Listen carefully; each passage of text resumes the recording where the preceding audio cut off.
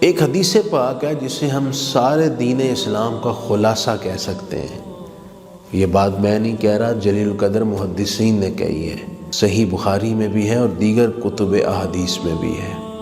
حضور تاجدار کائنات صلی اللہ علیہ وآلہ وسلم نے ارشاد فرمایا، المسلم من سلم المسلمون بلسانہ ویدہ والمؤمن من امنہ الناس۔ مسلمان وہ ہے جس کے ہاتھ اور جس کی زبان سے دوسرے مسلمان محفوظ رہیں، یعنی وہ نہ ہاتھ سے کسی مسلمان کو تکلیف دیتا ہے اور نہ ہی اپنی زبان سے کسی کو تکلیف پہنچاتا ہے، اور تکلیف دینے کی یہی دو مین سورسز ہیں۔ تو مسلمان تو ہے ہی وہ جو بے ضرر ہوتا ہے، جس کی ذات دوسروں کے لیے سکون اور چین کا باعث ہوتی ہے۔ اس کسوٹی پر اپنے آپ کو پرکھیے، کہیں ایسا تو نہیں کہ میں مسلمان کی تعریف میں ہی داخل نہیں۔ یہ ایک ایسی بات ہے جو ہم سب کو اندرونی طور پر ہلا دینے کے لیے کافی ہے۔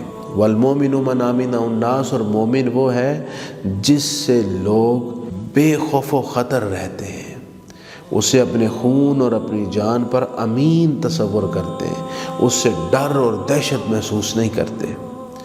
حضرت یحییٰ بن معاذ رازی رحمہ اللہ کا قول المستطرف کے اندر موجود ہے، بڑی خوبصورت انہوں نے بات کی۔ فرماتے ہیں کہ مومن وہ ہوتا ہے جس میں تین خوبیاں ہوں۔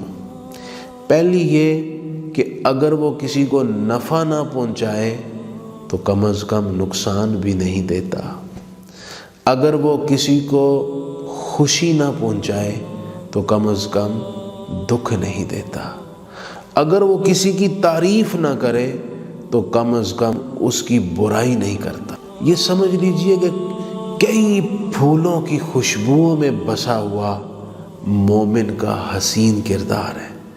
اگر یہ خوبیاں مسلمان میں جمع ہوں تو اس کی ذات پھولوں کا گلدستہ بن جائے گی، معاشرے کے لیے تسکین کا استعارہ بن جائے گی، لوگوں کے لیے امن کا پیغمبر بن جائے گی۔